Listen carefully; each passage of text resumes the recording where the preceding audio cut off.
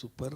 Next అంటే next ఇంకొక question అంటే వాసు గారు ఇంతకుముందు తండే గురించి మాట్లాడారు. తండే కూడా మీరు జరిగిన స్టోరీని తీసుకొచ్చి తీశారు. అప్రిషియేట్ దానికి, ఎందుకంటే మీరు అనుకున్న దానికన్నా ఎక్కువ వచ్చింది. అప్రైజల్స్ కానీ దానికి కానీ అంటే యాక్షన్లో నాగ చైతన్యది కానీ చాలా బాగా చేశాడు అని కెరీర్ కానీ. ఇప్పుడు నా అల్లు అర్జున్ గారు మీ బ్యానర్ మనిషే కాబట్టి ఆయనతో హిస్టారికల్ సినిమా ఇంతవరకు ఎవరు చేయలేదు.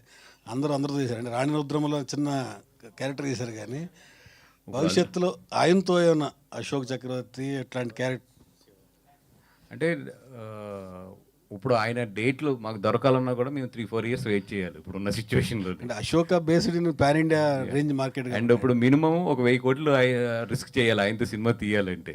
నాకు తెలిసి అరవింద్ గారు ఇప్పుడు ఆయనకున్న ఏజ్లో కానీ ఆయనకున్న ఒక ఏమంటారు ఒక హ్యాపీ దీంట్లో ఆయన ఎంతవరకు ఇంత పెద్ద ప్రాజెక్టులను ఎత్తుకుంటారు అనేది వెయిట్ చేసి చూడాలి నేను కూడానండి.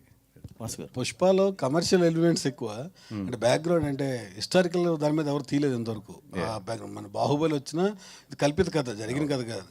అట్లా తీస్తే ఎక్కువ రీచ్ కూడా ఎక్కువ 100% అండి. ఎందుకంటే తెలుగు వాళ్ళు కనుక హిస్టారికల్ కథ తీస్తే నాకు తెలిసి ఇండియాలో బిగ్గెస్ట్ బ్లాక్ బస్టర్స్ అవుతాయి ఇవి.